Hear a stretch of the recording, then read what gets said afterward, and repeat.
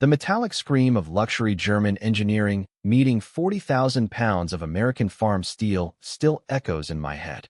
The moment Patricia Beaumont's pearl-white BMW scraped along the cutting head of my combine harvester, I knew this entitled HOA president had just served herself up on a silver platter.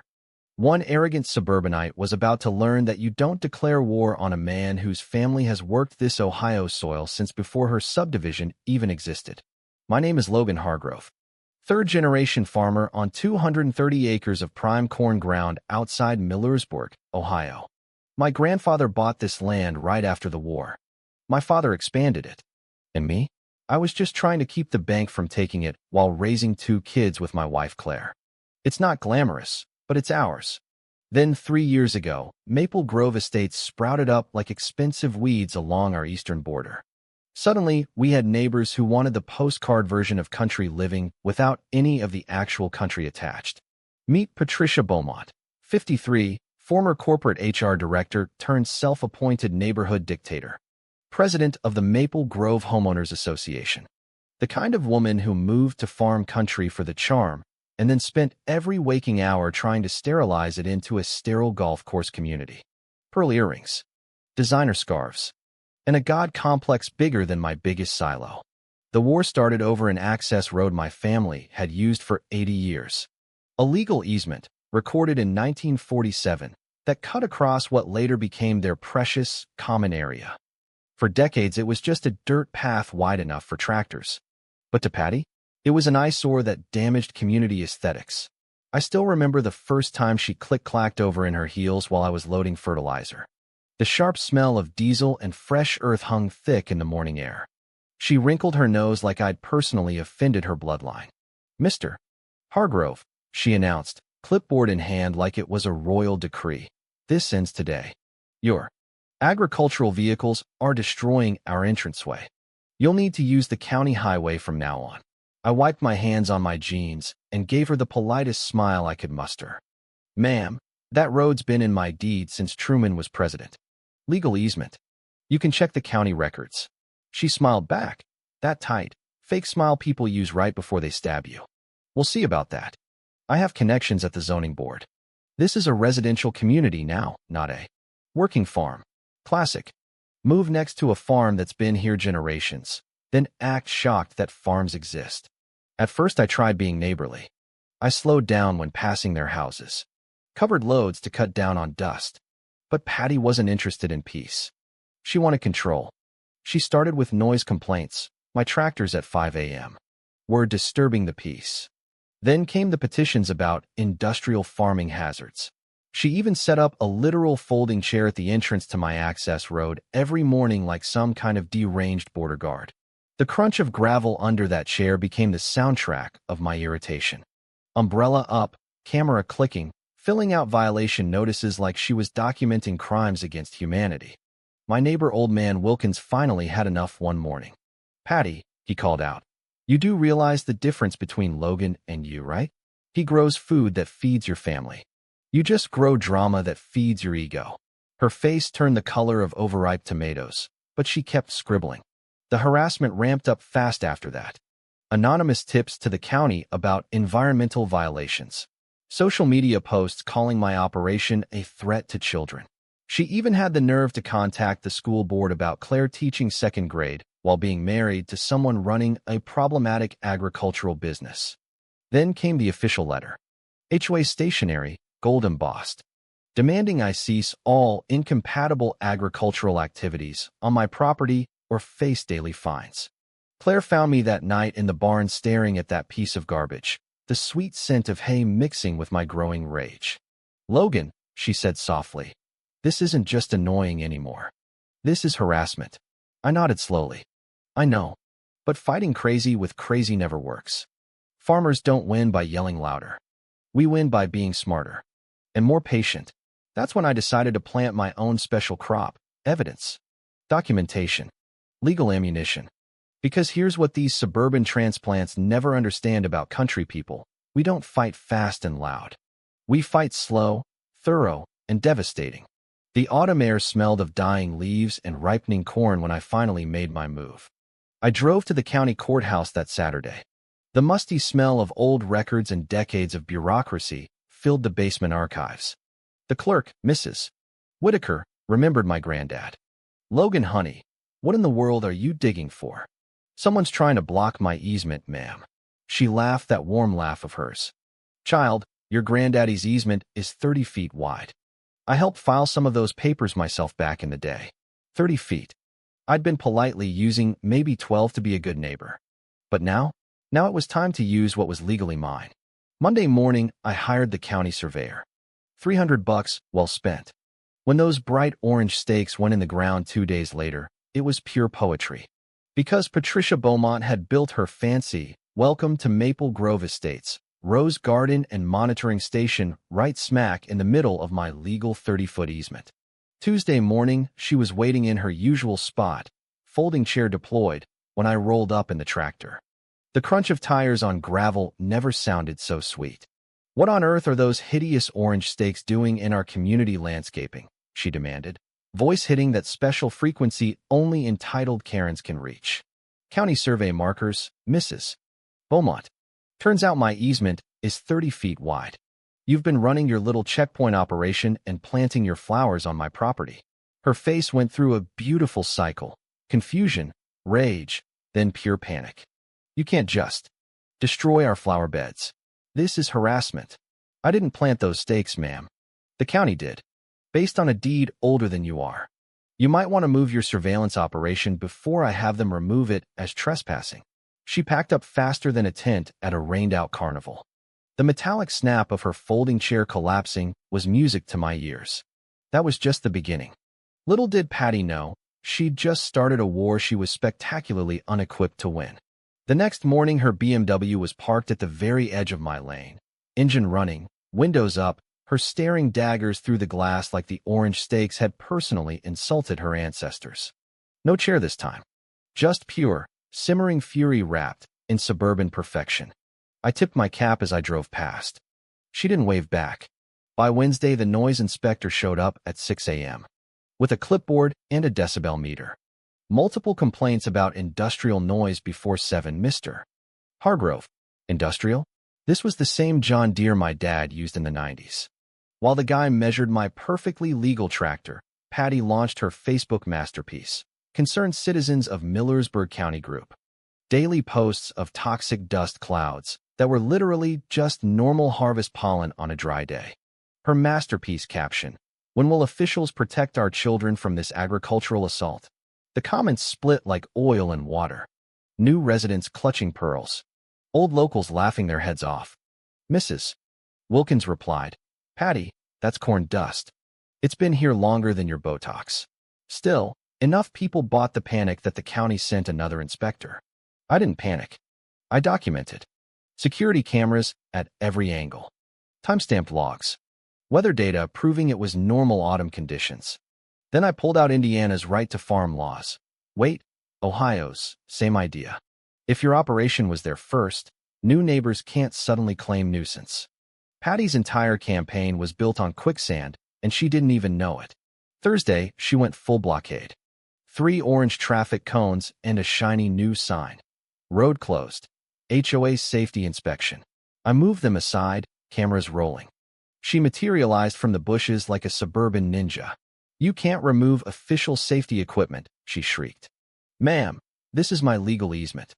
Blocking farm access is criminal interference under Ohio code. Want me to read the statute?" Her face drained of color.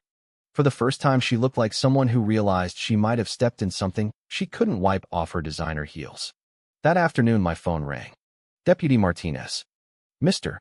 Hargrove, got a complaint about road blockades interfering with agricultural operations. Someone filed formal charges. Bring your footage." Beautiful. The predator had just become the prey. I drove to the sheriff's office with my evidence binder thicker than a Bible. Martinez flipped through it, whistled low. Classic suburban overreach. "We're opening an investigation into agricultural harassment." When I got home, Patty's BMW was still parked at the edge, her on the phone, probably screaming at her lawyer. Through my windshield, I watched her end the call and stare at my house like she was calculating her next stupid move.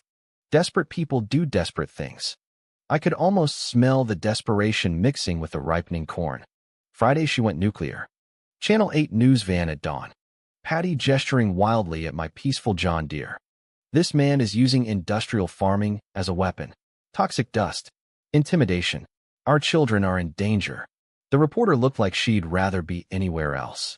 How long has this farm operated here? That's irrelevant. Patty snapped. Safety first. The crew packed up after 8 minutes of her ranting about farming terrorism. The van left without asking me a single question. Patty's humiliation only made her more dangerous. Saturday morning, my access road was completely blocked. Professional sawhorses, yellow caution tape, official-looking signs, closed by order of Maple Grove HOA. My cameras caught the whole midnight operation. Patty directing 3 helpers like a construction foreman in reflective vests. Premeditated. Theatrical. Stupid. I called my agricultural attorney Martha first thing. This is textbook interference. Felony territory. Martha laughed that dry lawyer laugh. Let her keep digging. Every move adds another count. Sunday night at 3 a.m. My trail cams caught her masterpiece, a quart of motor oil poured near my equipment staging area. By morning, she'd called the environmental office screaming about hazardous chemical spills from industrial farming. The inspector took one look at the too perfect oil trail. This was poured deliberately. Got footage. He watched Patty's 3 a.m. performance and whistled. Criminal environmental fraud. We're pressing charges. Her Facebook group hit 80 members by then, all sharing increasingly unhinged posts about chemical warfare disguised as tractors. The farming community fought back with historical photos and compliance records, but Patty saved her most desperate card for last. Wednesday afternoon, 2 state inspectors showed up with federal paperwork. Reports of Clean Air Act violations and soil contamination. 4 hours of testing later, they delivered the verdict. Your operation exceeds every standard, Mr. Hargrove. But we found clear evidence of staged contamination. Whoever did this is facing serious prison time. Deputy Martinez called that evening. Your neighbor just graduated to federal charges: environmental fraud, false reports, agricultural interference. 5 to 10 years possible. The autumn sun set over my cornfields like it was celebrating. Justice had a scent, and it smelled like ripening grain mixed with the sweet rot of entitlement. But something told me Patty wasn't done swinging. People facing prison don't surrender quietly. Thursday morning, 73-year-old Eleanor Walsh dropped the bomb that changed everything. The retired accountant had spent weeks quietly digging through public HOA financial records. She spread the papers across my kitchen table like a poker dealer going all in. Logan, honey, your neighbor's been stealing. The smell of Claire's fresh coffee mixed with pure satisfaction, as Eleanor pointed. Legal consultation services, $15,000 in 6 months. All paid to Beaumont Property Solutions, LLC. Guess who owns that? Her husband. Every invoice told the story. Agricultural nuisance consultation, $2,000. Environmental compliance research, $3,000. All funded by the neighbor's dues while she used the money to harass me. But the real kicker was the BMW lease agreement Eleanor somehow obtained. Personal vehicle, prohibits commercial or business use. Violation voids coverage and triggers full financial liability. Every time Patty drove that car on official HOA business, surveillance, blockades, smear campaigns, she was committing insurance fraud. If that car got damaged during any of it, complete financial ruin. I started laughing. Actually laughing. The woman who'd terrorized me for months had built her own perfect trap. Eleanor smiled like a grandmother planning Christmas revenge. HOA bylaws require competitive bidding for contracts over $1,000. She never did. Breach of fiduciary duty on top of embezzlement. Claire set her coffee down hard. She's been stealing from her own neighbors to fund her obsession. We spent the next week turning my kitchen into mission control. Attorney Martha, Surveyor Pete, Eleanor with her charts, my son Mike with a video compilation of Patty's escalating Facebook meltdowns set to dramatic music. We had everything: timestamps, footage, weather data, financial trails. A prosecutor's dream. Monday morning, Patty went full sabotage. Trail cams caught her in dark clothes spray painting my security cameras at 3 a.m. She didn't know about the hidden backups. By noon, she'd created another fake oil trail leading to the storm drain, complete with dead fish she'd bought from the grocery store. The environmental theater was Oscar-worthy. Within hours, 3 agencies were at my gate. But the oil pattern was too perfect. Real leaks don't look like blueprints. The inspector watched the 4 a.m. footage and shook his head. Criminal fraud. Again. Tuesday, she targeted Claire. Anonymous letters on HOA letterhead to the school board demanding my wife be fired for associating with an environmental terrorist. Principal Rodriguez called laughing. Your job's safe, Claire. Document everything. Wednesday, professional-looking signs appeared all over the subdivision. Community safety alert, toxic agricultural operations. Avoid outdoor activities. Phone number for reporting poisoning symptoms. Patty had lost her damn mind. Thursday, the call came. Deputy Martinez, your neighbor just upgraded to federal terrorism charges. Filing false reports about chemical attacks on the community. Homeland Security is involved. 24 hours until harvest. 48 hours until the annual HOA meeting. Friday morning, final harvest day, I found her BMW parked sideways across my access road at 6 a.m. Engine running, windows up, her live streaming on Facebook. I'm protecting this community from agricultural terrorism, she announced to her dwindling audience. I rolled down my window. Ma'am, move your vehicle. This is criminal interference. Not happening, she screamed. Homeland Security will hear about this. I called Martinez. While I waited, Patty did the unthinkable. She accelerated, not forward or back to clear the road, straight into my stationary combine harvester. The sickening crunch of $40,000 German luxury meeting Midwest steel echoed across the subdivision. Multiple cameras caught her face, hands gripping the wheel, deliberately driving into my equipment. Steam rose. Coolant leaked. She jumped out screaming that the harvester had attacked her. Martinez arrived with backup. Ma'am, you just drove into stationary farm equipment on camera. You're under arrest for criminal interference, insurance fraud, reckless endangerment. Her live stream had 80 viewers watching her commit multiple felonies in real time. Saturday evening, the community center was packed, 127 homeowners. Patty arrived in an Uber, looking 10 years older. She tried to call the meeting to order. We're here to discuss the agricultural terrorism. The room exploded. Eleanor stood. Before anything else, explain the $35,000 you embezzled from our dues. Martha laid out the charges: federal environmental fraud, agricultural interference, embezzlement, insurance fraud. FBI had already frozen accounts. My 20-minute presentation played every camera angle, every staged spill, her own unhinged posts. The finale? Her live-streamed BMW suicide by tractor. The room went dead silent, then erupted. Motion to remove her past 89 to 14. Motion to prosecute embezzlement past 76 to 22. Support for my farming rights, unanimous. Deputy Martinez entered with the warrant. Mrs. Beaumont, federal arrest warrant for agricultural terrorism charges. Also served with civil papers from your insurance company and BMW lease. $43,000 owed immediately. As they cuffed her for the second time in 2 days, she turned and spat. You'll regret this when his toxic farming poisons your children. The room burst into actual laughter. Real, belly-deep laughter at a woman being arrested for federal terrorism over corn dust. 3 months later, karma collected with interest. Patty got 18 months federal prison plus 2 years for embezzlement and fraud. Her husband's business collapsed. They lost the house.